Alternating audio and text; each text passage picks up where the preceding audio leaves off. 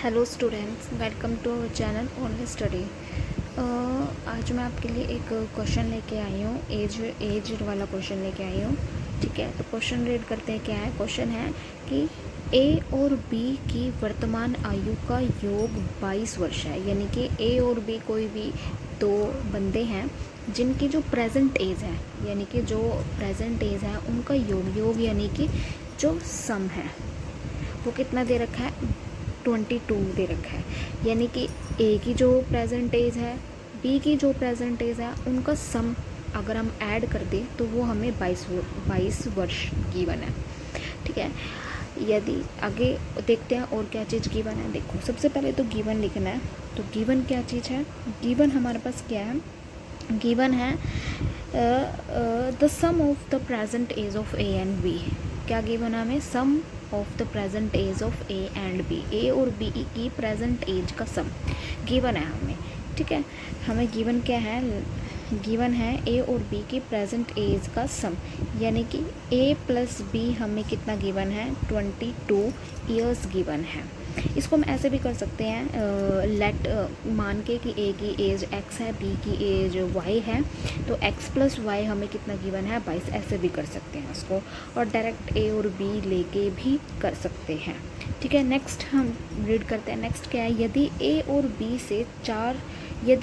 B से 4 वर्ष बड़ा है, यानी कि जो ए है वो बी से 4 वर्ष बड़ा है, तो हमें ए की वर्तमान आयु ज्ञात करनी है। यानी कि और हमें क्या गिवन है कि जो ए है वो बी से 4 वर्ष बड़ा है, यानी कि बी की एज में अगर हम 4 को ऐड कर दें तो वो हमारे पास किसकी एज आ जाएगी?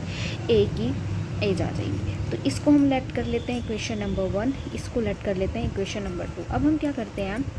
अब हमें ए की प्रेजेंट एज फाइंड आउट करना है इन टर्म्स ऑफ नंबर। ठीक है, तो ए की प्रेजेंट एज कैसे फाइंड आउट होगी? तो इसको हम सब्सटीट्यूट मेथड से कर लेते हैं। यानी कि जो ए की वैल्यू आई है b+4, इसको हम ए में सब्सटीट्यूट कर लेते हैं, तो वहाँ से बी की वैल्यू हमारे पास आ जाएगी। देखो कैसे। अब हम क्या करेंगे? पुट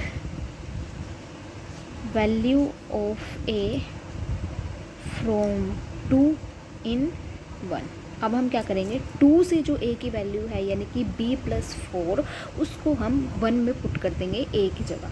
a प्लस बी है ना, तो a की जगह तो हम रख देते हैं यहाँ पर b+4।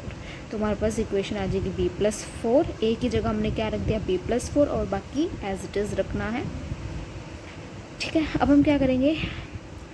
कांस्टेंट को एक तरफ ले लेते हैं और वेरिएबल को एक साथ। तो b प्लस बी कितना बन जाएगा? 2b, और ये 4 उधर जाके माइनस हो जाएगा 22 में से, इक्वल टू 18, क्योंकि 12 में से 4 माइनस करेंगे तो 8 आएगा, और 2 का बन जाएगा 1। दैट इज तो b की वैल्यू हमारे पास आ जाएगी 2 9 18।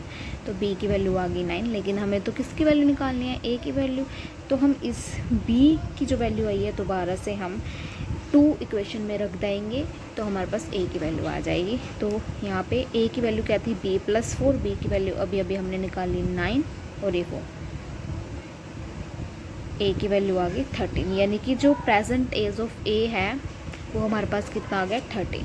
तो प्रेजेंट एज यानी कि a की वर्तमान आयु, हिंदी में ही लिख लेते हैं इसको, a की वर्तमान आयु हमारे पास क्या आई है? प्रेजेंट एज ऑफ a हमारे पास आ गई 13 ईयर।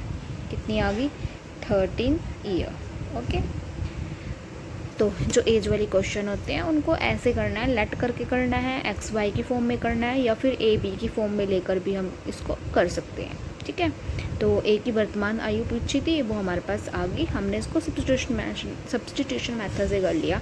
तो ए की प्रेजेंट एज आ गई हमारे पास 13 ईयर, और बी की हमारे पास है 9। अगर बी की भी पूछता तो हम बी की भी बता देते, वो 9 आई है, लेकिन उसने ए की प्रेजेंट एज पूछी है, तो ए की प्रेजेंट एज हमारे पास आ गई 13। ठीक है, okay, thank you student, thank you for watching.